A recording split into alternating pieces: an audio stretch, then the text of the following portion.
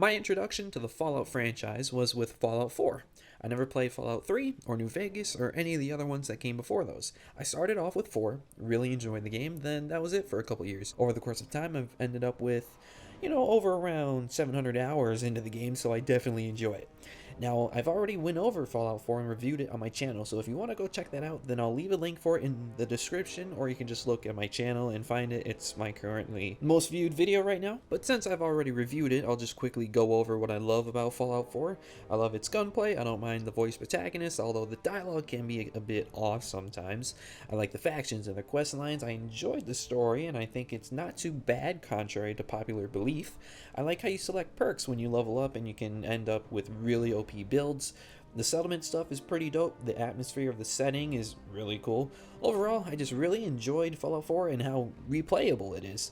So when I was getting referred to my friends and coworkers that I just had to try and play Fallout 3, I was kind of hesitant, not gonna lie. I've seen some gameplay about it on YouTube, and my initial impressions were, wow, this game looks so much different from 4. The way the combat is done doesn't look good, and was honestly not too interested in trying it, mainly because I thought, how can Fallout 3 outdo Fallout 4? And well, personally, I don't think 3 does outdo 4. It really does live up to the name. So one day, after slowly running out of ideas for videos, I thought, hell, I might as well try and see it and see how it goes. So this is Fallout 3 from a Fallout 4 player's perspective. Starting things off, I liked how 3's intro was done rather than Fallout 4's. Starting off when you're born and then growing up learning some of the basics like shooting a BB gun, taking that test, whatever it was called, and then getting right into it when you find out that your dad is gone. The intro of the game is longer and more immersive, as with Fallout 4, it kind of rushes you into the apocalyptic world, which that's okay too, but once I got out of Vault 101, that's when I realized I'm literally a fish out of water. Got nowhere to go, got no one to rely on except myself. I had to man up real quick, and so starting the game, you're super weak. You ain't got any good weapons or armor or anything. At this point in the game, I just thought, let me just grind out this main storyline for review purposes. Which brings me to my next point. The storyline in 3 feels really short. To sum it up, your dad goes missing, right? You pretty much go asking around if anyone has seen him at all, and you're pointed around in different directions, asking different people who might have seen him. You go to Megaton, then the radio building, then to Rivet City, and then you go to a vault where your dad is, and then you're introduced to the bigger part of the story, which is Project Purity, which is at Jefferson Memorial. Go there, clear it out, find out you need a part that's pretty essential. The Enclave shows up, Dad sacrifices himself. After you go to the Brotherhood of Steel to find out where this piece is, you go get the part, get ambushed by the Enclave, escape them, and you find out that they've taken over the monument, so you attack them with Liberty Prime's help, and then once you finish that, the game's over. So in total, there are 11 main quests to be completed, while with Fallout 4 there are 10 main quests that have to be completed to get to the Institute, and that's just getting to the Institute.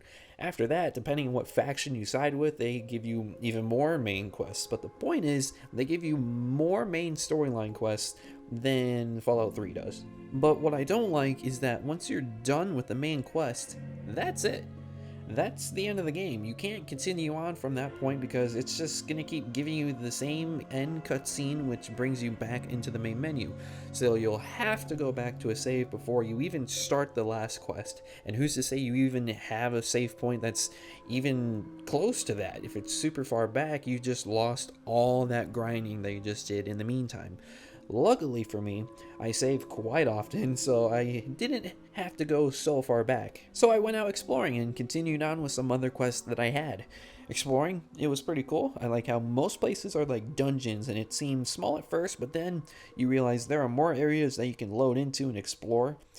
Scrounging for ammo and meds is key, especially early on in the game when you don't have any caps. So it seems like you'll have to be on your toes to play the game and play it methodical and not bum rush everything, which was hard to learn because when I play Fallout 4, you can pretty much just take any fight and just take on anyone, even when you're low level. 3 absolutely does not relent on you whatsoever, and it's basically set to hardcore, while as with Fallout 4, sure it can be hard at times, but it doesn't have that same sense of hardcoreness to it, if you know what I mean. My coworker, he put it in a really good way.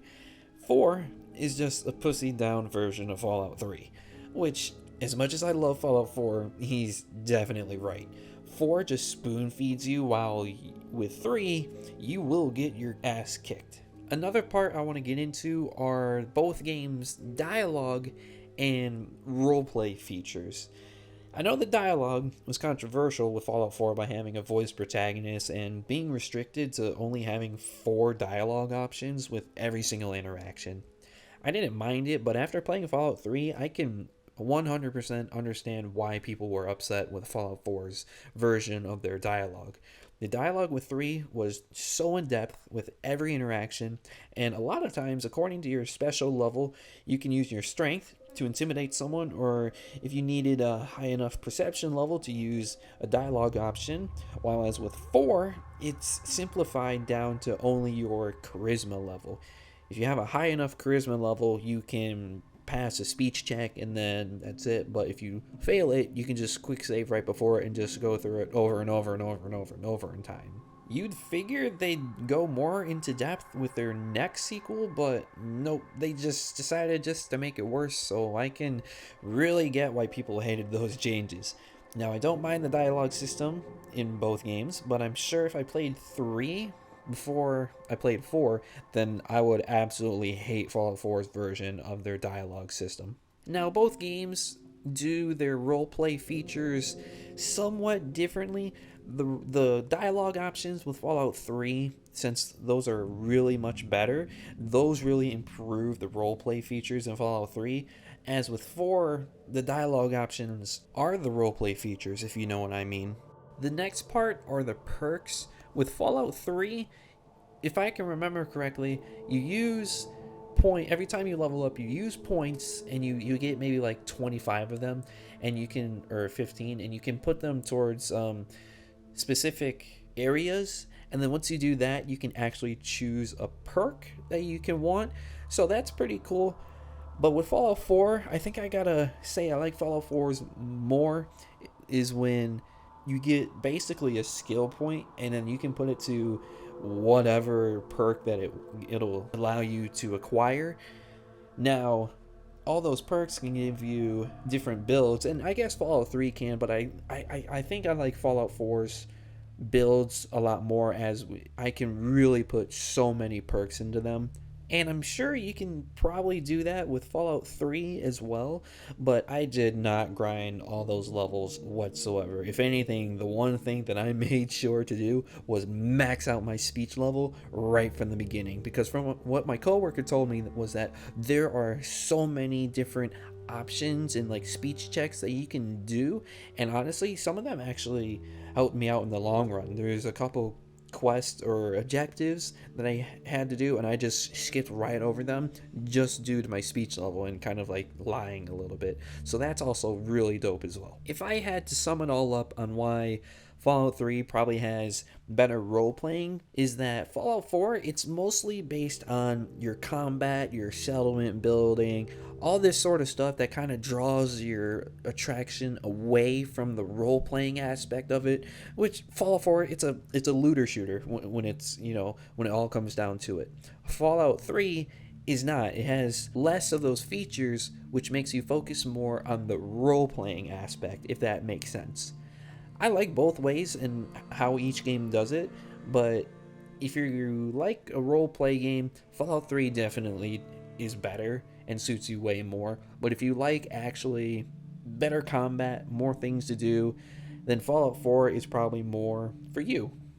Now, I like both games, don't get me wrong, but to sum both of them up, Fallout 3 is the more, I guess, manlier game. It's more hardcore and more post-apocalyptic. What you would really expect in a post-apocalyptic world. Fallout 4 is the more pussier version of the game. It's more about rebuilding, hope, all those, girly topics, all that sort of stuff. But that doesn't mean the game is bad. It just means that both games cater to two different audiences, which for a franchise, that's probably not a good idea, but it is what it is. But there you have it. Those were my thoughts on Fallout 3 as a Fallout 4 player. So if you're interested in more reviews or Fallout 4 content or Fallout content in general, please go ahead and click this link right here. Go check out more and subscribe for more weekly reviews. And I'll see you guys hopefully in the next one.